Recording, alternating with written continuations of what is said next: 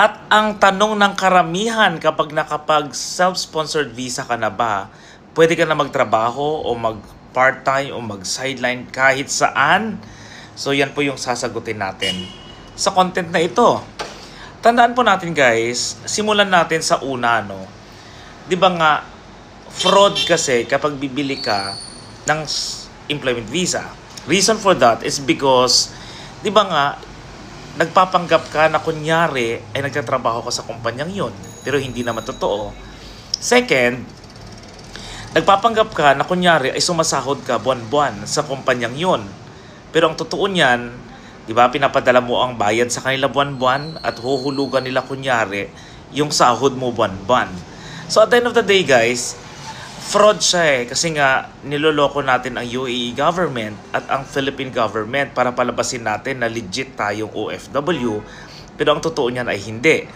Kaya naman, ang legal at ang legit way talaga na maging isang freelancer dito sa UAE is to get your own self-sponsored visa. So again, ang self-sponsored visa po, perfect po dyan ang free zone business license. Isa ka sa may-ari or ikaw lang ang may-ari. So, kailangan may-ari ka ng isang free zone business license. Ang kagandahan po kasi ng free zone business license, meron pong option na virtual office lang. Kaya hindi mo kailangan ng opisina. Okay? At the end of the day po, yes, legit na talagang meron kang free zone business license. In short, business owner ka. Ikaw yung amo.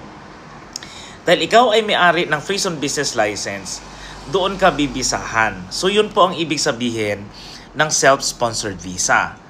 Pero kapag sinabi natin na mag-freelance ako sir, magsa-sideline ako, magpa-part-time ako at kung ano man yan, hindi ho po pwede na kahit ano. Kasi ang isang free zone business license, meron pong tinatawag na business activities. Example natin, kung ang business license mo ay bake shop, dapat ang tinitinda mo ay tinapay. Di ba? Kapag ang business license mo ay, let's say, garments trading, dapat ang binibenta mo ay damit. So, same thing with this self-sponsored visa. Ano ba ang iyong free zone business license na nakalagay sa business activities? And luckily po, most of the free zone business licenses meron siyang hindi lang isa na business activity. Okay, example natin, for Rakesh sa Russell Khaimah, ang business activities na allowed ay good news to ha, up to 10 business activities na. Kapag Ajman naman, we have actually up to 10 din. Okay, kung Sharjah, we have 5. So iba-iba yung rules ng mga free zone business licenses. Ano ba ang ibig sabihin ng business activities? Kung freelancer ka, dapat naka-identify po sa business activity ng inyong free zone business license yung business activity nyo. Ano ba ang mga ginagawa mo as freelancer? Example, kasi di ba hindi lang isa pwede ka maglagay ng madami. Example ko yung sa sarili ko, kunyari. Pwede kasi ako mag-offer ng social media marketing, content, di ba? Content creation. Pwede ako mag-marketing management, project management, photography, di ba? Pwede ako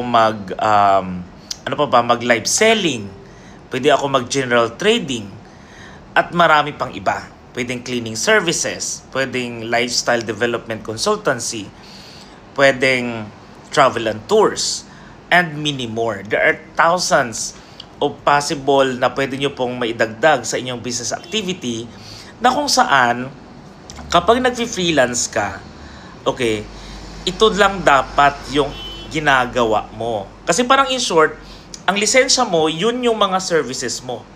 Okay, yung business activities na yon. So now kapag nagpa-part-time ka or nag-freelance ka, so nandun ka sa kanila, right? Doon ka nagtatrabaho, doon mo gagawin yung activity na yon. So in short, para kang isang business owner talaga na totoo, pero kliyente mo sila na ina-avail itong business activities na ino-offer mo. Okay, example tayo. Kunyari, isa kang photographer. Yan, most of the time, lagi kong ini-example to. So, sa photography, ano bang mga ino-offer mo dyan? So, maliban sa pagiging photography. I-maximize nyo na po yan. Lahat ng naiisip nyo na pina-part-time nyo o sinasideline mo, gagawin mo na siya ngayong parang business activities ng iyong lisensya na galing sa free zone. So, magkaroon man ng checking or kung titingnan natin yung legality, valid at legal na ginagawa mo o binibigay mo tong services na to kasi nga that's correct as per your free zone business license business activities. Okay, I hope na makatulong po sa inyo yung understanding na to ha. Kasi nga po, yun ang kagandahan ng isang free zone business license. Hindi mo kailangan na may actual na business, office, or shop, or whatever. Pero legal, okay, kahit may checking pa yan, ma-check kayo ng CID at kung sino pa mag-check, legit at legal at totoong meron kang business na free zone na hindi kailangan ng actual na shop na yan. And yung lahat ng mga business activities na nilagay mo, yun yung pwede mong i-part-time. Kasi in short, you are just offering the services to your clients. Right? So yan po ang dahilan kung bakit marami ang nagsiswitch, okay, from just buying employment visa, which we know na talagang fraud from the beginning. So maging self-sponsored visa ka and you are considered as business owner. So in short po, hindi na po tayo OFW. Kaya naman, hindi mo kailangan ng WPS, ng OEC kapag uuwi ka sa Pilipinas. Kaya wala ng contract verification na kakailanganin. Kung gusto mong umuwi, just buy your ticket and go home and enjoy for how many months you want.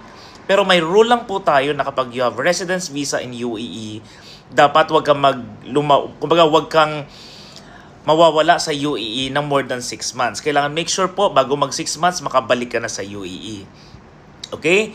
So, kaya sa mga kababayan po natin, piliin po natin kung nagpa-freelance po tayo para maging legal tayong freelancer, dapat po yung self-sponsored visa ang kunin nyo. Okay? Para po mas malinaw at mas safe kayo at alam yung legal yung ginagawa nyo. So, for more details po, again, please message me sa aking WhatsApp number na nandyan sa aking bio dito sa TikTok. Ayan, kung nasa Facebook man kayo, hanapin nyo yung contact details natin dyan. Or, pwede po kayong dumalaw sa aming office sa Trip Expert International. Nasa first floor po kami ng Riga Business Center. Same building po yan ng Ibis Hotel sa Alriga. Okay, hanapin nyo po ang Sky Signature at itanong nyo sa lobby, sa mga receptionist, ang office ng Trip Expert International. So we have ongoing promotion guys, limited offers.